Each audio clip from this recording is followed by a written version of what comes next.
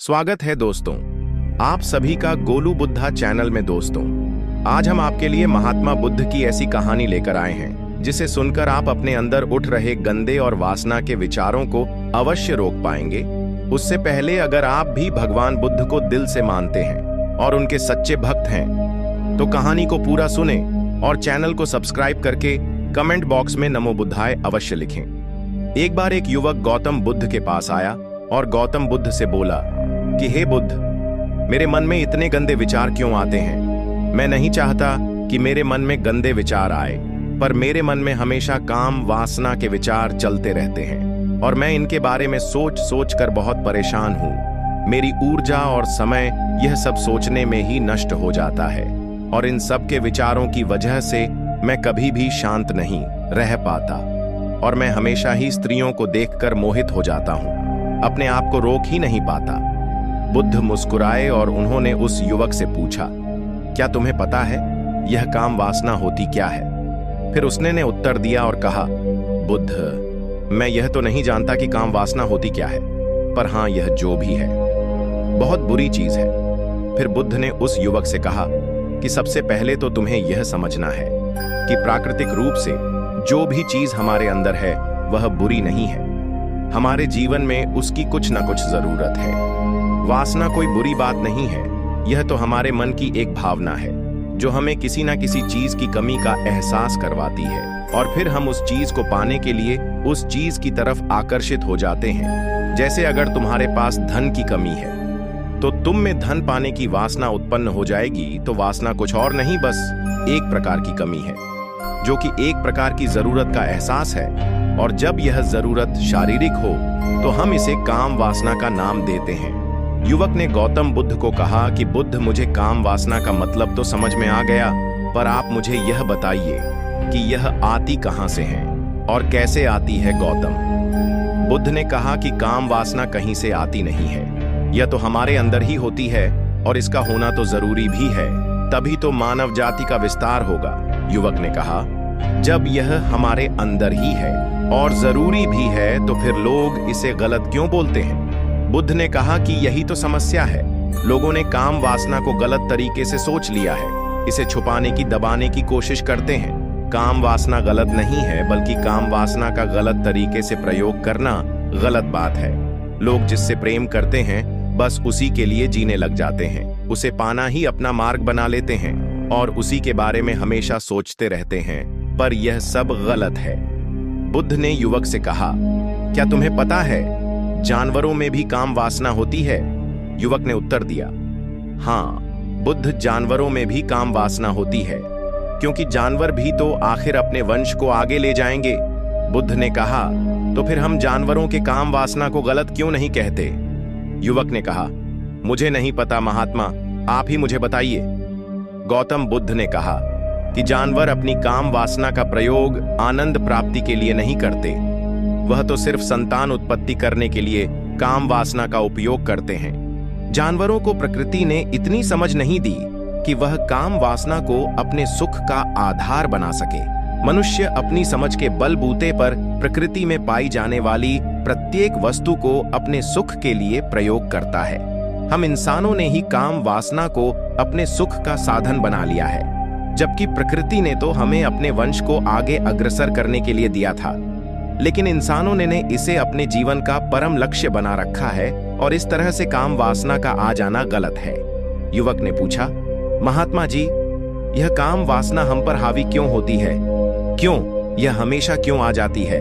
तब गौतम बुद्ध ने कहा कि सुनो, अब जो मैं तुम्हें बताऊंगा उसे तुम ध्यान पूर्वक सुनना। काम वासना का सारा खेल तुम्हें समझ आ जाएगा, तुम्हें तुम्हारे सारे सवालों का जवाब मिल जाएगा, बस तुम्हें ध्यान से सुनकर समझना है। एक बार की बात है, एक आश्रम में गुरु और उनके शिष्य रहा करते थे, जो रोजाना आश्रम के बाहर स्थित गांव में भिक्षा लेने के लिए जाते थे। उस आश्रम का एक शिष्य जिस गांव में भिक्षा लेने जाता था, उस रास्ते में एक नदी मिलती थी। एक दिन उसने देखा कि एक युवक वृक्ष के पीछे छिपा है। वह उस युवक के पास गया और उससे जाकर बोला, भाई, तुम इस वृक्ष के पीछे छिपकर क्या देख रहे हो? युवक ने कहा, अरे तुझे नहीं दिख रहा क्या कि मैं क्या देख रहा हूं? तब शिष्य ने नदी की तरफ देखा तो वहां पर कुछ युवतियां पानी भर रही थीं। तब उसने उस युवक से कहा, अरे भाई, वहां पर तो युवतियां पानी भर रही हैं, इसमें छिपकर देखने वाली क्या बात है? तब वह युवक शिष्य की तरफ देखकर उससे कहता है, अरे पागल, तुम्हें दिखाई नहीं दे रहा क्या कि कैसे यह परियां नदी से पानी निकाल रही है? जरा उनकी अदाओं को तो देखो, उनके कोमल शरीर को देखो, उनकी पतली कमर मटके को उठाते समय बाल खाती है, और उनके बाल उनकी कमर पर कैसे लहरा रहे हैं, मानो सुंदरता बिखर रही हो। शिष्य ने फिर नदी की तरफ देखा, और इस बार वह इसे देखता ही चला गया। अभी तक तो कुछ भी नजर नहीं आ रहा था, और वह बिल्कुल निर्भय था। उसे किसी भी बात का कोई डर नहीं था। लेकिन अब वह छिपने लगा और उन युवतियों को देखने लगा, और जब वह छिपकर उन युवतियों को देख रहा था, तभी वह अचानक अंदर से कांप गया और उसने कहा कि यह मैं क्या कर रहा हूं? मैं जो कर रहा हूं वह सही नहीं है, मुझे यहां से चले जाना चाहिए। और फिर वह जल्दी से वहां से चला गया। वह आश्रम पहुंच जाता है। आज जाकर वह अपने कार्यों में लग गया, लेकिन जो अभी वह देखकर आया था वही उसकी आंखों के सामने बार बार आ रहा था। उसके मन में वही दृश्य चल रहा था। उसका मन वही सब कुछ देखने के लिए उतावला हो रहा था। उसका किसी भी काम में मन नहीं लग रहा था। सुबह होते ही वह जल्दी ही भिक्षा के लिए आश्रम से निकल जाता और उस नदी के पास वाले वृक्ष के पास जाता, जहां पर वह युवक पहले से मौजूद रहता था। उसके साथ मिलकर युवतियों को छुप छुप कर देखता था। अब वह रोज ऐसा करने लग गया। यह उसके रोज का काम हो गया। अब उस शिष्य का मन किसी भी काम में नहीं लगता था। वह हमेशा ही किसी न किसी प्रकार के विचार में उलझा रहता। वह आश्रम के कार्यों को भी ठीक तरीके से नहीं कर रहा था।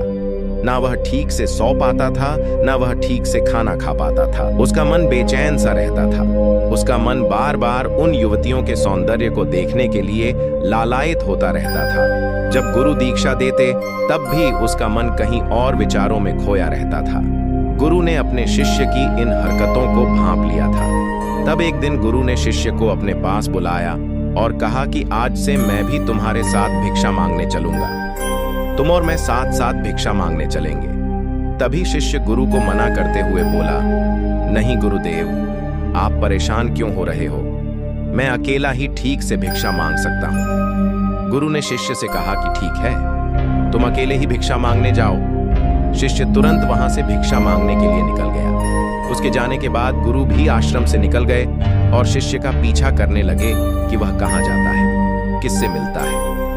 यह सब देखने के लिए उसके पीछे पीछे चलने लगे। कुछ आगे जाने के बाद गुरु ने देखा कि उनका शिष्य एक युवक के साथ एक वृक्ष के पीछे अपराधी की तरह छिपा हुआ है और छिपकर कुछ देख रहा था। गुरु भी अपने शिष्य के पीछे गए कि आखिर उनका शिष्य क्या देख रहा है, जिसे देखने के लिए वह वृक्ष के पीछे अपराधियों की तरह छिपा हुआ है। गुरु ने देखा कि उनका शिष्य वृक्ष के पीछे छुपकर युवतियों को देख रहा था, जो कि नदी से पानी भर रही थी। तभी गुरु ने शिष्य को कहा कि तुम क्या देख रहे हो? अपने गुरु की आवाज सुनकर वह शिष्य घबरा गया और उसके पसीने छूटने लगे। वह थर थर कांपने लगा, जैसे किसी चोर को चोरी करते समय रंगे हाथों धर लिया हो। उसकी हालत खराब हो गई। वह कुछ भी नहीं बोल रहा था। उसके मुंह से कुछ टूटे फूटे शब्द ही बाहर निकल रहे थे। वह अपने गुरु से नजर भी नहीं मिला पा रहा था। गुरु ने शिष्य की तरफ देखा और कहा कि रा। शिष्य तो निर्भय था। उसे तो किसी भी चीज का डर नहीं था। लेकिन यह क्या? तुम तो डर के मारे कांप रहे हो। शिष्य ने गुरु से कहा कि मुझे माफ कर दो गुरुदेव, मेरा इसमें कोई दोष नहीं है। उस युवक ने मुझे बहका दिया था, लेकिन आपसे मैं वादा करता हूं कि आज के बाद मैं ऐसा कभी दोबारा नहीं करूंगा। मुझे माफ कर दो। गुरु ने शिष्य से कहा कि कोई बात नहीं, पर इस बात का तुम ध्यान रखना कि हम जैसी संगति करते हैं वैसा ही फल हमें प्राप्त होता है। उसके विचार हमारे अंदर प्रवेश करते, इसीलिए अच्छी संगति करो जिससे तुम्हारे अंदर अच्छे विचारों का प्रवेश हो। फिर गुरु और शिष्य आश्रम लौट आए और फिर से आश्रम के कार्यों पर ध्यान देने लगे। उसने उस रास्ते को त्याग दिया और दूसरे रास्ते से जाने लगा। वह अपने काम को ध्यान से करता, लेकिन धीरे धीरे उसके अंदर क्रोध उत्पन्न हो गया और फिर वह दूसरों पर क्रोध करने लगा और बेचैन रहने लग गया। अब वह सही समय पर भोजन भी नहीं करता था। वह भोजन भी बहुत कम खाता था।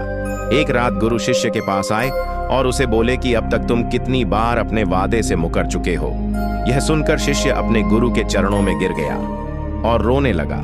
रोते रोते ही उसने गुरु से कहा कि गुरुदेव, मैं कई बार अपना वादा भूला हूं, फिर वादा कर लेता हूं, लेकिन हर बार मैं वादा भुला देता हूं। मेरा मन मेरे नियंत्रण में है ही नहीं।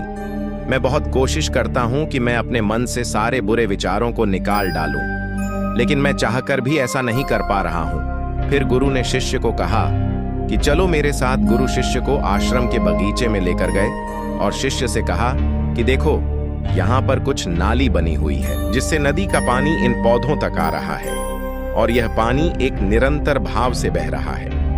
क्या तुम इस पानी के बहाव को रोक सकते हो? शिष्य ने कहा कि हाँ गुरुदेव, मैं इस बहाव को रोक सकता हूं। फिर शिष्य ने मिट्टी उठाकर उस नाली में डाल दी। वह पानी कुछ देर के लिए रुक गया और फिर कुछ समय बाद मिट्टी के ऊपर से पानी बह गया। गुरु ने शिष्य से कहा, अरे यह क्या, ये तो पानी रुका ही नहीं। फिर शिष्य ने कुछ मट्टी पत्थर उठाकर उस नाली में डाल दिए और फिर कुछ समय के लिए पानी रुक गया, लेकिन फिर उस पत्थर के ऊपर से पानी निकल आया। फिर गुरु ने कहा कि यह क्या हुआ, पानी तो फिर से बह गया। तुम तो बोल रहे थे कि तुम इसे रोक दोगे। क्या हम किसी काम को रोकना चाहे तो क्या हम उसे रोक नहीं सकते? तब शिष्य ने कहा, कोई बात नहीं गुरुदेव, मैं इस पानी को तो आपको रोक के दिखाऊंगा। वह फिर से एक भारी सा पत्थर लेकर आया और उसे नाली पर डाल दिया और पानी रुक गया। तब गुरु से कहा कि देखा गुरुदेव, मैंने कहा था ना कि पानी को मैं रोक दूंगा। मैंने पानी को रोक दिखाया। आपकी बात मैंने पूरी कर दी। गुरु मुस्कुराए और बोले, अच्छा जरा ध्यान से देखो, ये रुक गया।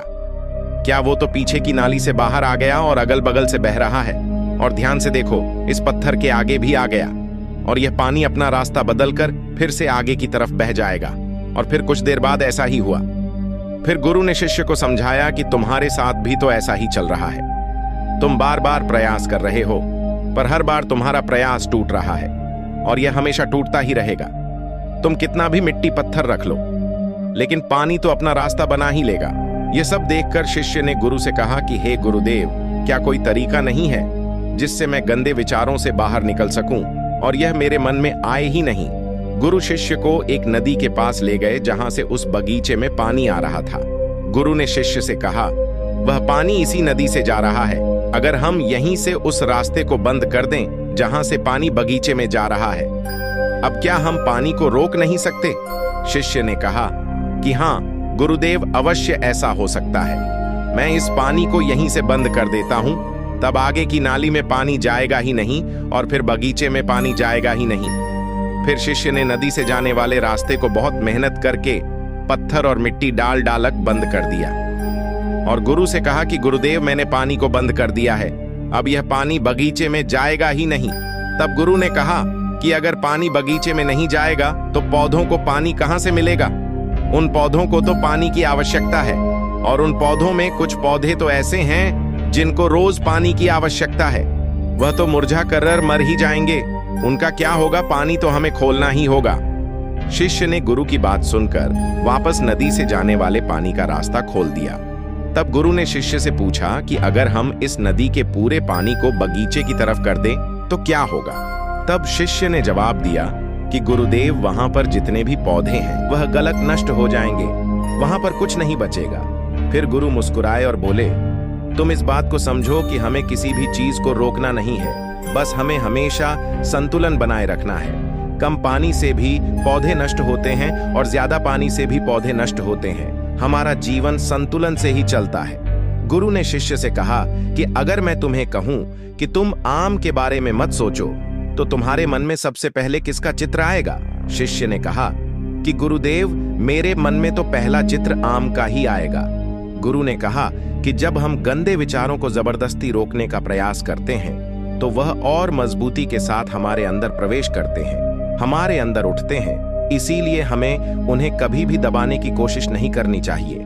फिर गुरु ने शिष्य को समझाते हुए कहा कि हमारे गंदे विचार बुरे लोगों की संगति करने की वजह से भी आते हैं। कई बार क्या होता है कि कामुकता हमारे अंदर होती नहीं है, लेकिन कुछ अश्लील लोगों के साथ रहने की वजह से यह हमारे अंदर हावी हो जाती है। फिर शिष्य ने कहा कि गुरुदेव, आप सही कह रहे हैं, मैं अपने मार्ग से भटक गया था। फिर वह शिष्य उस रात बहुत ही चैन की नींद सोया, सुबह अपने कार्यों को पूरे मन से किया और फिर सुबह वह भिक्षा लेने के लिए उसी रास्ते से गया जहां वह युवक आज भी वृक्ष के पीछे छुपकर उन युवतियों को देख रहा था। वह शिष्य नदी पर गया जहां वह युवतियां पानी भर रही थीं। उसने उनसे पानी मांगा, उनमें से एक ने उसे पानी पिलाया और उस सन्यासी शिष्य के चरण छुए। शिष्य ने उसे आशीर्वाद दिया कि तुम्हारा कल्याण हो। उसका मन सकारात्मक ऊर्जा से भर गया, उसके चेहरे पर मुस्कान आ गई थी, जैसे कि उसे कुछ खोया हुआ वापस मिल गया हो। वह वापस अपने रास्ते से जाने लगा। तभी पीछे से वह युवक आ गया जो वृक्ष के पीछे छुपा हुआ था। वह शिष्य के पास आया और बोला कि क्या बात है, आज तो तुमने नजदीक से दर्शन कर लिए, तुम तो मुझसे भी आगे निकले। तब शिष्य ने कहा कि हम हमेशा दूसरे के दर्शन करने में ही व्यस्त रहते हैं, अपने दर्शन कर ही नहीं पाते। तुम कब तक इस वृक्ष के पीछे छुपते रहोगे? किसी को पसंद कर लो, उससे बोल दो। अगर वह भी तुम्हें पसंद करती है तो शादी कर लो और उससे पहले तुम कुछ बन जाओ। अपने आप को पहचान लो, ऐसे अपना समय बर्बाद मत करो। फिर वह युवक रोज उससे मिलने लगा और उस युवक ने नदी पर जाना त्याग दिया। और फिर वह युवक अपने जीवन में कुछ बनने के लिए संघर्ष करने लगा। तो तुमने देखा संगति का असर क्या होता है। अपनी संगति बदलो, अपने विचार बदलो। बुद्ध ने युवक से पूछा कि क्या तुम्हें तुम्हारे सारे सवालों का जवाब मिल गया? तब युवक ने कहा कि हाँ महात्मा जी, आपका बहुत बहुत धन्यवाद।